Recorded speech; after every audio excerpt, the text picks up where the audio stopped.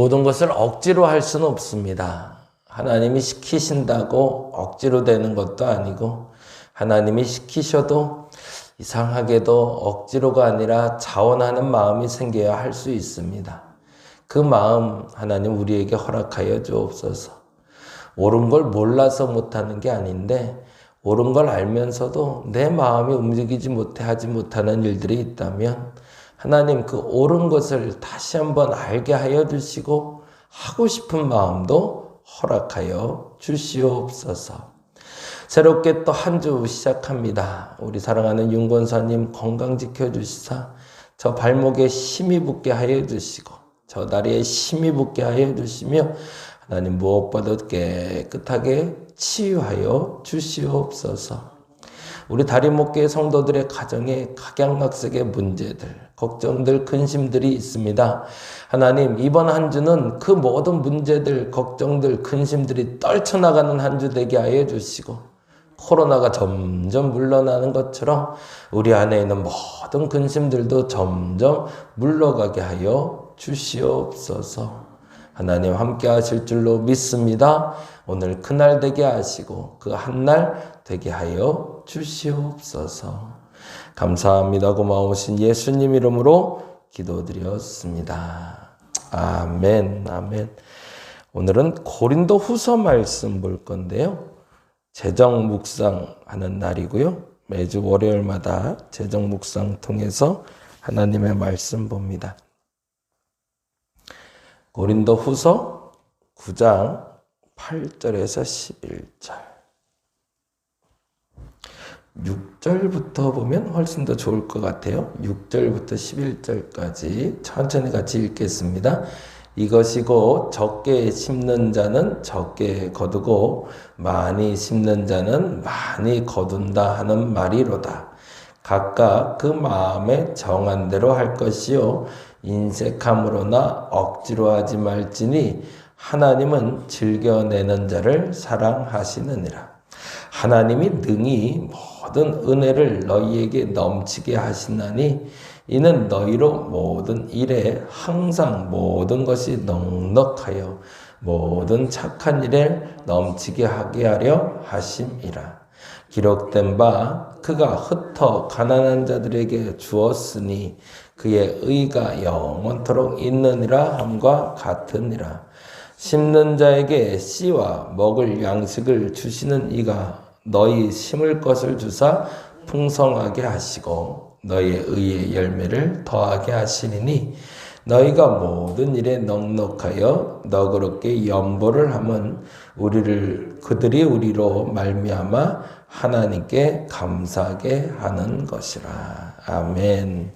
오늘은 헌금 얘기를 조금 좀 하려고 그래요. 너무 잘하고 계시는 거라 굳이 말할 필요 없겠지만 그래도 한번 다시 점검하고 봤으면 좋겠습니다. 고린도 교인들에게 사도 바울이 헌금을 요청을 하는데 헌금을 요청할 때 그 태도에 대해서 이야기하며 6절과 7절을 먼저 얘기하고 있죠. 헌금을 하는 태도는 이러해야 된다. 첫 번째 6절에 이렇게 되어 있네요. 이것이 곧 적게 심는 자는 적게 거두고 많이 심는 자는 많이 거둔다 하는 말이로다. 아멘. 우리는 이 말을 알고 있어요. 아까 기도할 때 말한 것처럼 몰라서 안 하는 게 아니라 아는데 안 될 때가 있더라는 거죠. 근데 아는데 안 하게 될 때 아는 것에 대해서 분명히 누릴 수 있는 건 못 누리게 되는 것도 알아야 되겠죠. 그렇죠? 아는데 안 하게 되면 알고 있는 것을 나는 행하지 않아서 못 누리게 되는 것도 인정해야 됩니다. 근데 이상한 게 사람들이 아는데 안 해놓고 누리는 건 또 누리기 원하는 애매한 욕심들이 있어요. 그래서 그런 것들에 대해서는 조금 좀 자유할 필요가 있을 것 같아요. 이게 무엇을 적게 심는 건지 그리고 무엇을 많이 심는 건지를 먼저 알고 그리고 나서 내가 지금 무엇을 하는 건지를 아는 게 정말 중요하겠죠. 탐심은 남이 가진 것을 원하는 거고 시기는 그 사람이 가졌다는 것에 분노하는 거래요. 탐심이라는 건 남이 가진 것을 원하는 것이라면 시기는 그 사람이 가졌다는 걸 분노하는 거래요.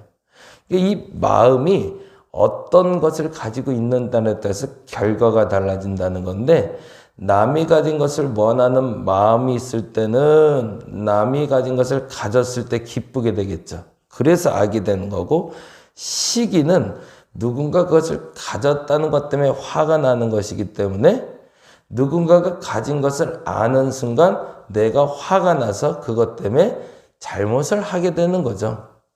하나님이 적게 심는 자는 적게 거두고 많이 심는 자는 많이 거둔다고 말씀하셨던 걸 안다면 적게 심어서 적게 거는 것도 인정해야 되고, 많이 심어서 많이 거는 것도 인정해야 되고, 내가 시기로 내가 분노하고 있다면 그 분노의 결과를 인정해야 되는 거고, 탐심으로 말미암아 다른 사람 것을 갖길 원해서 내가 그것 때문에 죄된 결과를 누리게 된다면 그것도 인정해야 되는 거죠. 저는 그래서 그 부분이 성도들에게 제일 중요한 자세로 보는 게, 내가 행한 대로 하나님이 갚으신다는 거에 대해서는 반드시 인정하고 가야 된다고 봅니다. 헌금도 마찬가지, 하나님을 섬기는 것도 마찬가지, 교회 일을 하는 것도 마찬가지. 알면 아는 대로 행하는 대로 답이 나올 겁니다. 아는데 그대로 행하지 않으니 답이 안 나오는 거죠. 원칙대로 얘기합니다. 헌금도 적게 심으면 적게 거두는 거고요, 많이 심으면 많이 거둡니다. 근데 중요한 게 적게 심는 게 뭐고 많게 심는 게 뭐냐가 중요하죠. 그게 바로 7절에 이렇게 나옵니다. 같이 읽어볼까요? 7절. 각각 그 마음에 정한 대로라고 되어 있어요. 그러면 적게 심은 건 뭐죠? 그 마음에 정한 것이죠. 많이 심는 것도 그 마음에 정한 것이에요. 그렇다면 여기서 더 뿌리가 되는 단어는 뭘까요? 마음이라는 거죠. 그러니까 어떤 사람은 과부가 2렙돈을 드렸는데 하나님이 전부를 넣었다고 하며 기뻐하시는 반면, 어떤 부자는 어마어마한 예산을 하나님께 헌금했는데도 적게 드렸다고 얘기하세요. 그게 뭘까요? 그 마음을 적게 드렸고 마음을 많이 드렸다는 거죠. 그래서 2렙돈을 드리는 사람도 곱 30배, 60배, 100배로 누리는 사람이 있는가 반면, 어떤 사람은 수천억을 들여놓고도 적게 누리는 사람도 있더라. 그럼 뭐가 문제인 건가?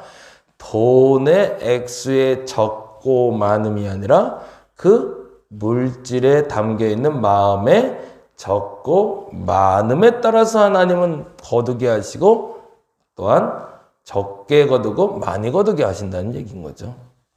저와 여러분에게 헌금에 대한 태도는 이 부분에 대해서 분명해질 수 있기를 바랍니다. 적게 심으면 적게 거두는 겁니다. 많이 심으면 많이 거둡니다. 그런데 적게 심는다라고 할 때 심는다는 것은 물질이 아니라 마음이다. 그래서 다시 한번 7절에서는 이렇게 얘기하는 거죠. 그 마음이 정한 대로 하는데 그 마음이 이렇게 정하면 안 된다라고 얘기하는 게 인색함과 억지로죠. 인색함이라는 건 뭘까요? 이거를 그냥 우리말대로 그대로 풀면 근심하면서 슬프게라는 뜻이에요. 헌금하면서 아까워 라고 드리는 건 라는 것을 하나님 기뻐하지 않고, 그러니까 아깝다 마음이 드시면 안 하니만 못한 헌금, 그 돈을 해놓고도 그 돈이 하나님께 드려지질 않았습니까? 억지로라는 말은 불쾌한 느낌으로라는 뜻이에요. 이거 불편한데 이 건축헌금 꼭 해야 되나? 이런 마음으로 드리는 예물은 남 눈치 봐서 드려진 예물이기 때문에 그것은 하나님이 받지 않는다는 거죠. 어차피 그렇게 할 거면 하지 아니만 못한 헌금이 되는 거죠. 그래서 하나님께 마음으로 예물을 드리는데 그 마음의 풍성함으로 하나님께 예배를 드리는, 더 정확한 오늘의 표현으로는 하나님은 즐겨내는 자라고 얘기해요. 그래서 그 풍성한 마음으로 하나님께 드리는 자는 그 풍성한 마음만큼 많이 거두게 된다가 공식이다. 이건 우리가 너무 잘 알고 있는 거죠. 그렇게 예물을 드리시고 그 예물의 기쁨을 함께 누릴 수 있기를 간절히 바랍니다. 그런데 왜죠? 왜? 그게 8절과 9절인데요. 8절에 이렇게 되어 있네요. 읽어볼까요?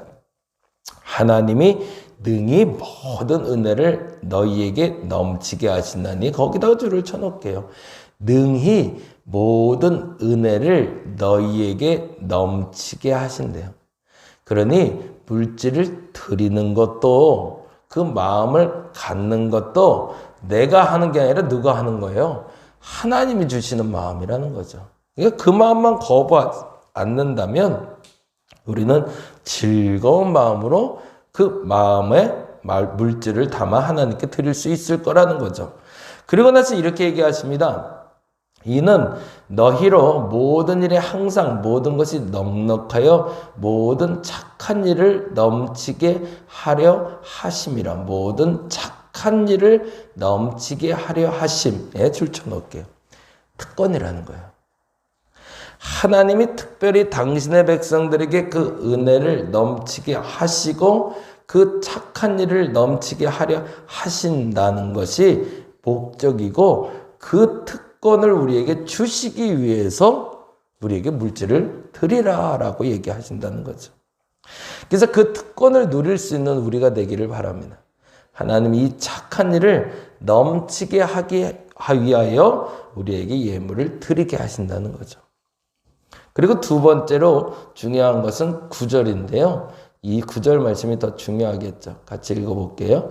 기록된 바 그가 흩어 가난한 자들에게 주었으니 그의 의가 영원토록 있노라. 거기다 줄쳐놓을게. 영원토록 있노라. 그건 뭐죠? 하나님이 잊지 않으신다는 겁니다. 다시 한번 정리하면서 오늘은 마무리합니다. 하나님께 예물을 드릴 때 태도는 적게 심는 것은 적게 거두고 많이 심는 것은 많이 거둔다는 걸 아는 겁니다. 그런데 뭘 적게 심는 걸까? 물질이 아니라 물질 속에 들어있는 마음. 그 마음을 적게 심으면 그 마음에 원하는 만큼 적게 거두는 거고, 그 마음에 많이 심은 자는 많이 거두게 된다. 근데 그 마음은 어떤 마음이어야 되나?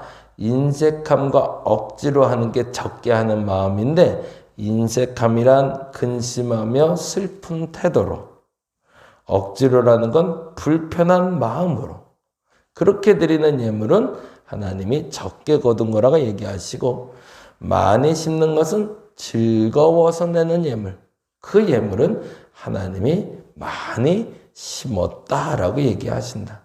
근데 더 중요한 건 이 물질을 하나님께 드리는 이 복을 주신 이유는 그것이 우리에게 착한 일을 하게 하는 특권이기 때문이고, 그 착한 일을 한 것은 하나님이 영원히 기억해 주신다라고 얘기합니다.